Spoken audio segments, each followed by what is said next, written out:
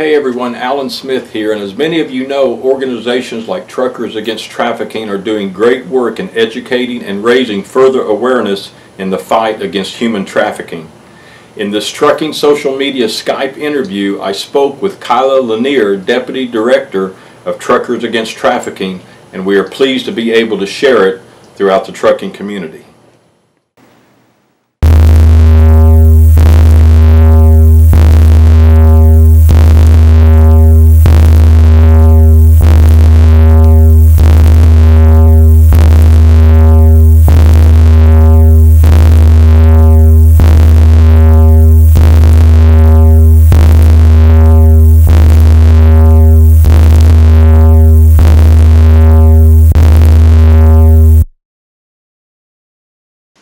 All right, with me is Kylla Lanier, Deputy Director of TruckersAgainstTrafficking.org. And Kylla, thanks for joining me today. I appreciate it.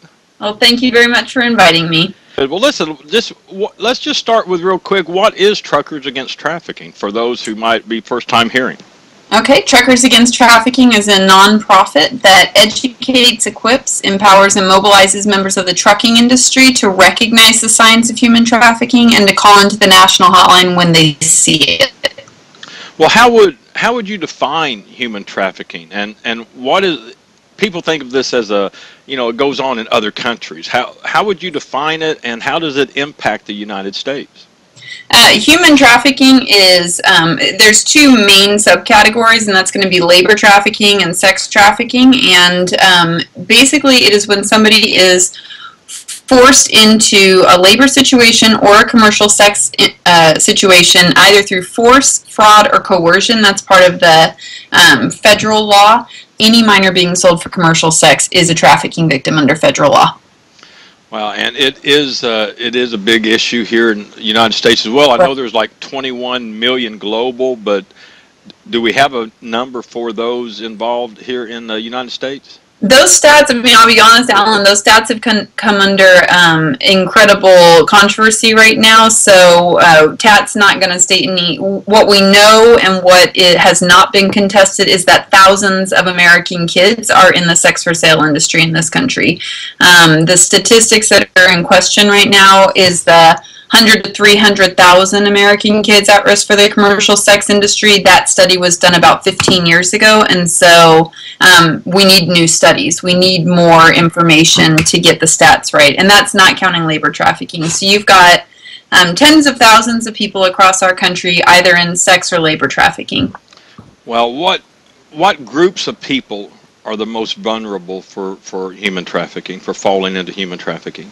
Anybody that has a vulnerability, and I know that could be anybody on a general stance, but I mean, we're talking about maybe you are have an undocumented status in this country. You are going to be highly susceptible to a trafficker because you're not going to go to the police, you've got some issues, so that could be one. If you have a rough home situation, I know that could be anybody on a general stance, or your parents are going to home due to fire, natural disaster, or things like that. You're homeless, that makes you susceptible. You're a runaway, that makes you susceptible. Anything that sort of puts you out there in a way that you are needing to depend on somebody else for something, or for whatever reason, you are going to be highly susceptible to a trafficker. So some of those things you mentioned is one way to identify a trafficking victim, runaways and things like that. What are other ways that, one out there may identify, this could possibly be someone in trafficking? Well, if we're looking at trucking specific, what they're going to mostly see out on their runs and stuff is going to be the sex trafficking. And if they see a minor, any type of minor, going truck to truck to truck, it does not matter what she's wearing, it does not matter how she's talking, it does not matter how much she says she loves it out there. I mean, if you talk to enough survivors, they say, oh, we all said that, and it wasn't true, but we all said how much we loved it, this was great, this was our job, you know, it was a fantastic thing, but they're like, we were lying, but that's what we said. Yeah. Any minor. If you see a car pulling up, 3 or 4 people getting out of that same car, like that central location to work in sex trafficking or in prostitution, that's also an indicator of a pimp, and that's a trafficker. The case in Virginia with Kevin Kimmel, it was an RV that was parked back by the trucks, and men were coming to the RV. That's also an indicator that something's going on that's probably not good. If you see men coming in and out of a hotel or motel within 20 minutes of arriving, 20-30 minutes of arriving, and that's just weird. People go into a hotel and they stay the night when they check in, so if they're coming and going, those could be indicators of trafficking. A lot of times you're not going to see it out on the street. A lot of the trafficking is happening online, and then they're meeting up at different places. So you might not see it per se, but you can see indicators of it and then call those indicators in. With labor trafficking, it might be the hotel staff that was there when you checked in the evening, and they're there in the morning, and they're there that next evening, and they're still there. It might be somebody in the fields. We've heard stories of construction workers. They don't get any breaks, they don't get fed, they don't get anything until the job's done, and their boss is screaming at them. Also an indicator of a labor trafficking. Wow. So if someone out there, if they see those indicators, they see such an indicator, what should they do? They should immediately call the national hotline. That's 1-888-3737-888. The hotline, if they're just suspicious but they're not really sure, the hotline is trained. They will walk you through that situation. They're going to ask you some clarifying questions and help you weigh if that really is a trafficking case or not. It's an anonymous call. You do not have to give your name, but they can help you weigh, is this something that I should follow up on or is it not? They also have a database of law enforcement in every state and most big cities with law enforcement that are trained in human trafficking. So they're going to pass that tip along to people that actually know what they're doing and know what to look for and know how to offer those services to the potential victims as well. So the hotline's great. If it's an emergency, like you see she's 14, she's out there, call 911, then call the hotline and follow up. I mean, but if you see somebody like taking a girl truck to truck to truck or taking, you know, you see the pimp activity, just call 911 immediately. Then follow up with the hotline so you actually get somebody trained, because let's be honest, not all law enforcement is trained to recognize the signs of trafficking. Not all law enforcement is going to treat that prostituted person as a victim. So you want to follow up. All right. So, well, how many truckers have made that call since the founding of Truckers Against Trafficking? You have any statistics on that? Yeah, we have 1,100 calls to the national hotline by the trucking industry, wow, which is really awesome. And that's not counting all the calls to 911. That's just the hotline. 911 doesn't have a national database, so we don't have numbers for that, but we hear anecdotally, oh, I called the cops, oh, I called the authorities, oh, I called 911. So we know that that's happening as well. So I think we would be safe to say a couple thousand calls have come in from truckers, and that's resulted in actual cases. That's resulted in girls being helped and buyers and traffickers being brought to justice. And that's, I mean, that's just exciting. I mean, yeah, if one had, we'd be thrilled. But to know that that many are doing it and more each day are getting trained, like, that's exciting.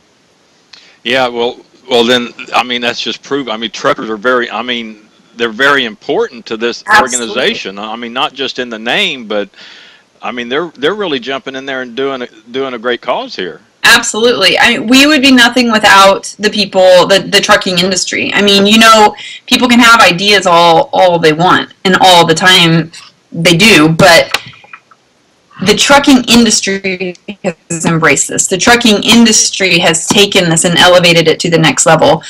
We worked with TCA, TA Petro, and Loves on our new video, our phase 2 video that came out, and excuse me. So I mean, it's just exciting to have these big groups in the trucking industry saying we're behind this, and this is something that we approve, that we agree with, that we want out there. And then to have, we have almost all of the state trucking associations on board with us. We've just got a few more to fill in on our map, but we've got 42 states out of the 50 wow. already involved with Truckers Against Trafficking. Yeah, I mean, you're talking about substantial push and support from the industry itself for this organization and for what's happening. Well, I know that there's the Justice for Victims of Trafficking Act, but can you suggest measures? What would you suggest for measures that the government needs to adopt to curb human trafficking in the U.S. or at least within their jurisdictions?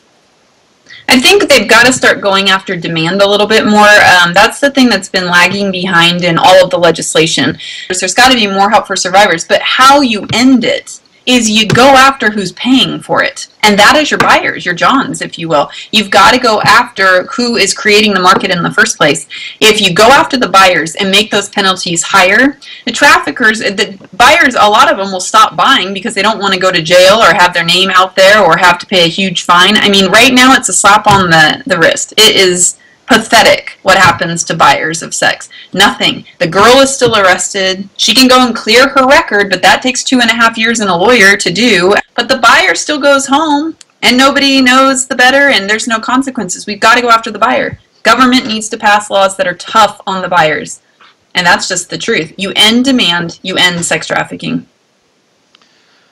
So what would you say to these people to legalize prostitution, like, you know, in Nevada and things like that? Mm-hmm. So, I mean, if they legalize that, would that necessarily take away the buyer? Or, I mean, to me, it seems like it would increase it. What's your thoughts on that? It increases it. It increases it. Where it has been legalized, including in parts of Nevada where it's been legalized, you see an increase of the commercial sex industry. You see people going there. I mean, I've had people say, oh, I'm totally against all that sex trafficking. I'm totally against that. And hey, if you want to do that, you just go to Nevada. I've been down to that place and you can get a professional down there. Listen to the mentality. If you want to pay for sex, just go where it's legal and do it. Meaning there's tourism to those places to purchase that sex.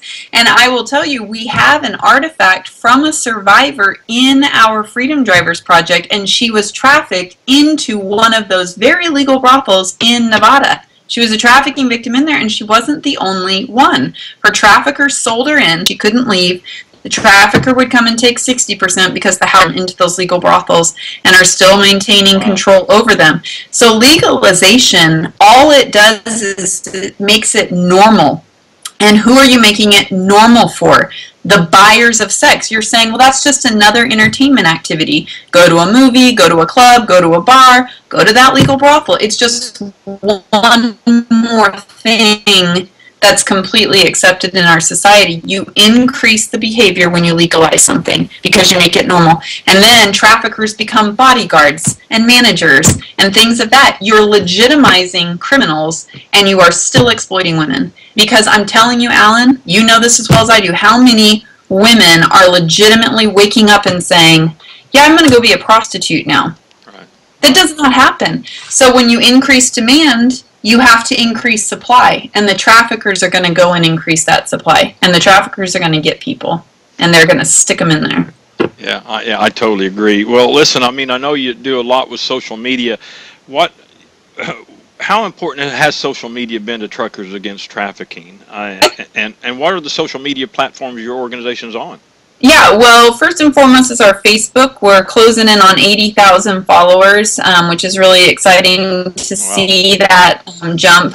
We're on Twitter. We're on Instagram. Our Instagram, we were holding at 200 for quite some time on Instagram, and now we're up to 1,800. So we're starting to get a lot more followers on Instagram. We're on... we have our blog on our website as well. So that is the social media that we have out there. I think it's played a huge role. From the grassroots level. Oh my gosh, like that's how people first heard about us. I mean, you guys helped us from the very beginning, you know, talking to your trucker friends, putting us into relationships and communication with a lot of people, and then it was word of mouth, and it just started spreading and kept growing. And then we also went from the top down, approaching state trucking associations and the national groups and stuff. So it's like sort of this meeting in the middle between the top down and the grassroots, and I love the grassroots piece of it. That is my personality. Like, I love the social media. I still run it all. Like, I love the conversations, and the ones that get a little bit heated. You see this, like, here's what I'll tell you. There are people in the anti-trafficking movement that I have met that have a lack of deep analysis. Not all of them, I'm saying some that I've met, have a lack of analysis that truck drivers can like school them on like complex issues within the anti-trafficking. I love it. I love it when I'll post something and somebody will make some comment, and all of a sudden I got 2 truck drivers, and I know it because I see their profile picture, like dealing with it. Like they're like, well, if you actually look at da-da-da-da-da-da, and they're like schooling this person on like very complex trafficking issues, and I'm like, I love you. You've done my job. Like, I mean, it's beautiful. That is a beautiful, beautiful thing, and you just want to continue to see that. The people that are new to the page, you want to deepen their understanding. The ones that already have a deeper understanding, taking them even deeper and moving it along that spectrum, because they'll talk to their kids and their kids will talk to other kids, and it just spreads. I love it. Well, that's amazing. Well, look, I just got 2 more things for you here, and I wanted to touch on something. You're talking about the runaways and stuff. And I know there was a study that said 56% of women that was found in human trafficking were initially runaways. And the numbers are almost the same for men, for males too. So, the runaways, you have the young teens, whatever the case is, maybe they're in a domestic violence situation. Maybe they're just rebellious. I'm going to run away from home. I'm strong, I'm young, I can survive, I can make it on my own. And then they get out there on the streets and they become hungry, they become dirty, they become tired, they become vulnerable. Yeah. And that's when the traffickers move in on that vulnerability. Yeah, I would totally agree with that. I mean, you get hungry really quickly and you need a place to stay really quickly because the elements outside are not friendly, and not even if the weather's nice, like it hurts to sleep on concrete, and then you have people out there that would do you harm. And so your survival is at stake. And so the traffickers, or not even traffickers, but just exploitative people, prey on these kids saying, I'll let you stay at my house, I'll take you to McDonald's, I'll feed you, I'll do this for you, but you in exchange must give me sex. And so that's a term referred to as survival sex. Oftentimes that will then turn into a trafficking situation where they'll say, well, now you have to do that for my friend as well, or I'm not letting you leave, or this is now what you're going to do to make money. But you have a lot of that vulnerability out there, and it's scary because, I know that most runaways are running away legitimately from something. And a lot of times their home life is horrific. And what I would tell them to do is talk to a trusted adult, whether that's a teacher at their school or go to their counselors. Every counselor at a middle school and high school has a list, like a little booklet from their community of every service provider in their community for food, emergency shelter, counseling services, things of this nature that are offered in their community. That would take hours and hours and maybe days and days to try to research all of that on your own. And they have a booklet. They can give a handout to a kid who asks for it, and you don't have to outcry and you don't have to tell them everything that's going on with you, but you can get those resources and then advocate for yourself, get some guidance outside of the school system that could help you. And I would say try those types of things, or talk to somebody at your church if you go to church, but definitely they're school teachers. I used to be one. I will tell you, we high school teachers, most of us love our students, and when we would know something was going on, I mean, we would take up collections and be feeding them at school. We brought extra food to school here. I knew kids that were sofa surfing because of huge fights with family members and stuff, and they'd come in every morning and I had just a drawer of food for those kids, and they knew. And you just help them through. And I would just encourage that prior to running away.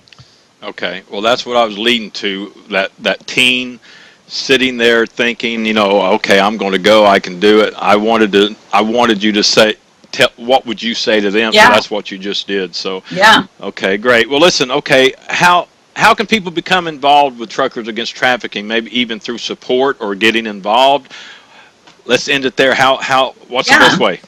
Well, I mean, obviously we're a nonprofit, so you want to make a donation to the work we're doing. I mean, go on our website, truckersagainsttrafficking.org. Check us out, watch our videos, see our materials, see what we've done. If you believe in it and you can donate $5, $20, whatever, do it, you know, become a supporter of TAT in that sense. If you're a truck driver, we would encourage you to watch the video and then request your wallet cards and window decals for free and become a TAT. Like, start watching for it and call it in when you see it.